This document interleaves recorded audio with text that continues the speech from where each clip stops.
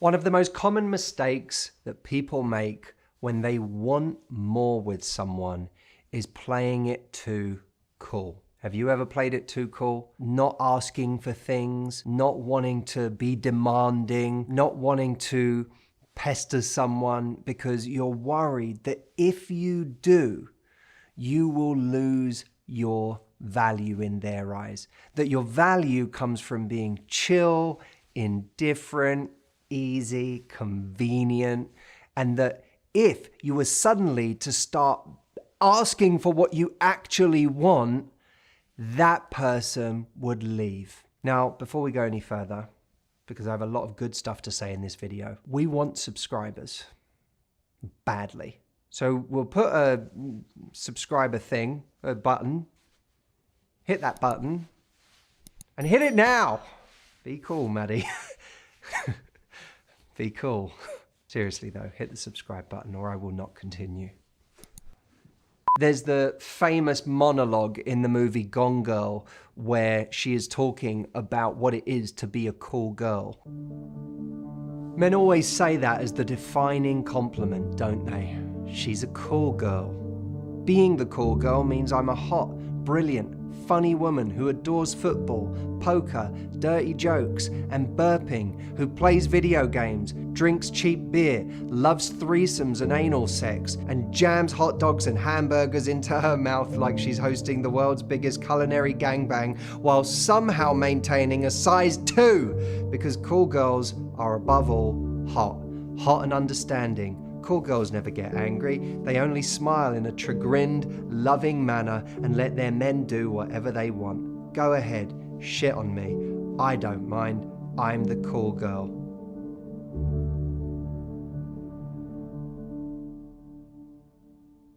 Now, that monologue struck a chord for good reason, because it really explained the feeling of so many women about the impossibility of what they needed to be and represent, which is everything. I need to be everything all of the time. Not only do I need to be everything all of the time, but I need to ask for nothing in return. Because what that monologue does very, very well is it shows the utter imbalance at the extreme of giving everything, being everything, providing everything, and getting nothing for it.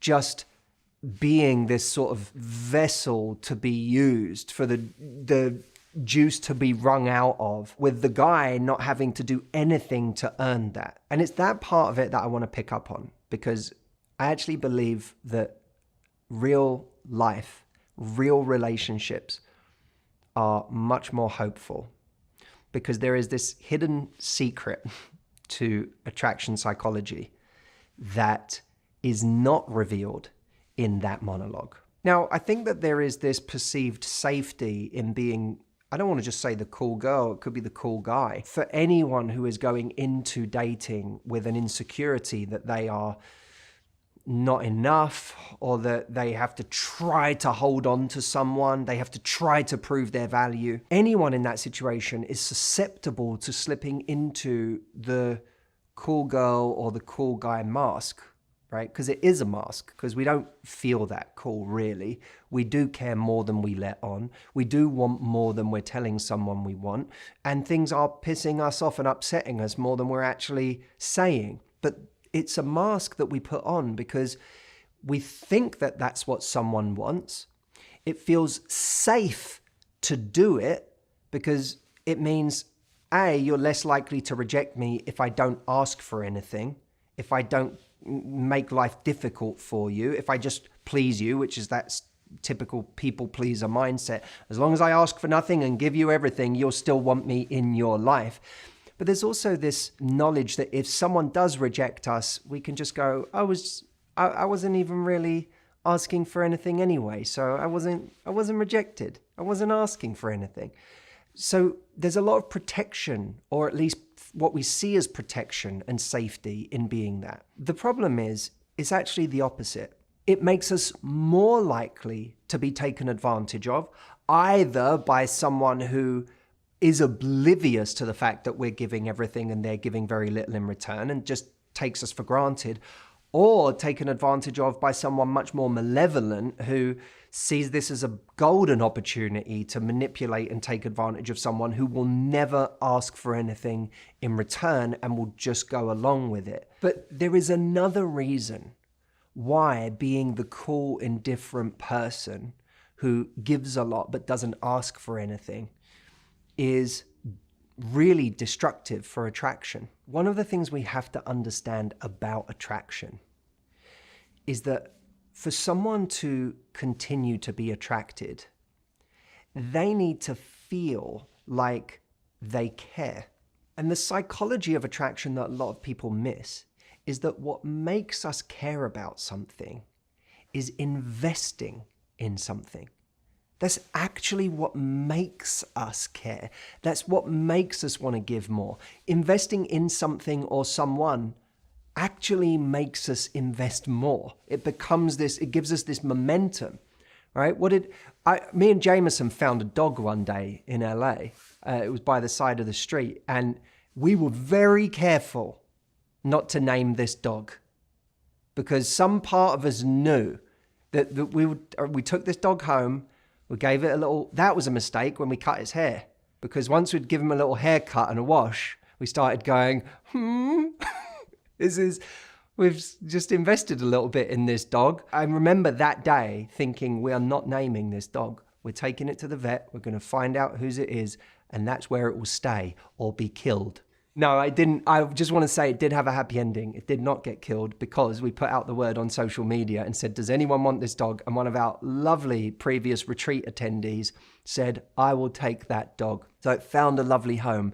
But at the time, we didn't want to name it because it was a little bit of investment. We have to start making this psychology work for us when it comes to our dating lives. We think by never getting someone to invest and by not asking for anything, that we're somehow making ourselves indispensable in their lives. Oh, I'm just showing my value to you, but I'm also not being a nuisance to you. Because if I ask for something, if I tell you what I want, if I make you come to my part of town, if I text you first, I could be perceived as difficult, a nuisance, over the top, too much work. But as long as I hang back, you'll still want me. But what's actually happening is this person isn't getting the experience of investing in you. And that's what makes us care. Look at the people who obsess over their cars the most. They're the ones who actually wash their cars, the ones who tinker with them, the ones who upgrade them. Look at how much that person cares about their car. Compare having your own house that you own to a hotel room you stay in. When you leave a hotel room, do you think, I must leave this in such great condition because I really care about what happens next to this hotel room? Or do you just kind of go, I'm done with it now.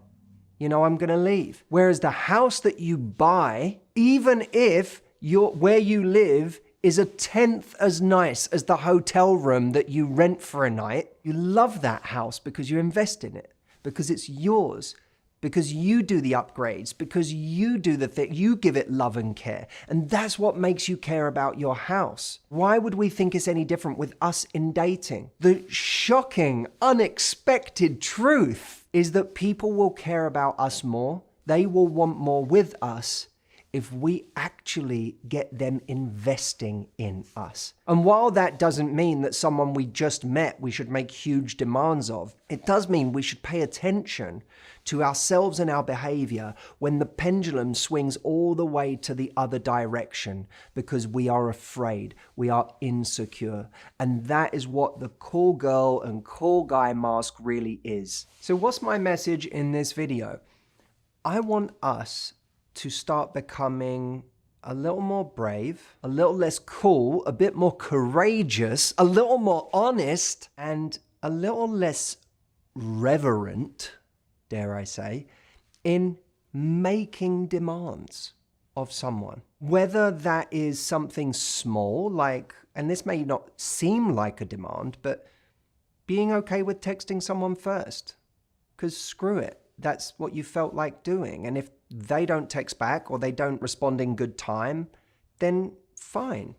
You can direct your attention elsewhere, but you're not going to pretend you're not interested in texting them just because they haven't texted you yet. or demanding that on the next date it be on your side of town if the last couple of dates were closer to them, or saying what you want in order to invest more. I want us to become more courageous in these things. And when we've spent a lot of our life playing nice, being cool, right? Because those are really two versions of the same thing, right? If I'm really nice to you all the time and I never ask for anything, that's the sort of fawning version of the same insecurity. Being cool is just, I'm insecure, I don't want to get rejected, but I'm gonna wear that as indifference. But I want us to recognize that the only real great relationships are gonna come out of us being brave enough to ask for what we want and learning how to communicate that, learning how to calibrate that. And I want to invite you, if you'd like to come and learn that with me, because in June, I'm going to be running the virtual retreat. And for people that feel like, you know what, I don't uphold my standards, this is where they learn how to do that from two perspectives, both competence and confidence.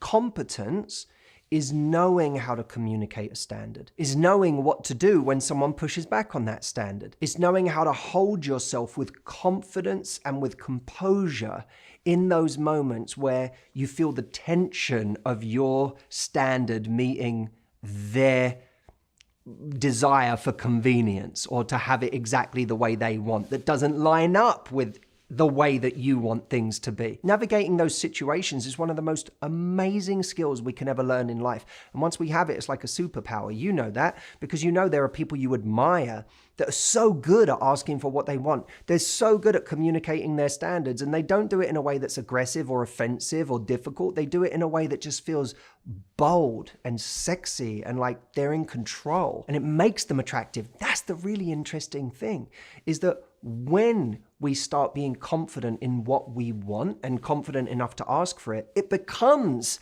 an indicator of our value. So the very fact that we're confident enough to have a standard and ask for our demands to be met is a thing that makes someone see our value, that makes them see us as attractive. Wow, if they're confident enough to have that standard, they must have something about them.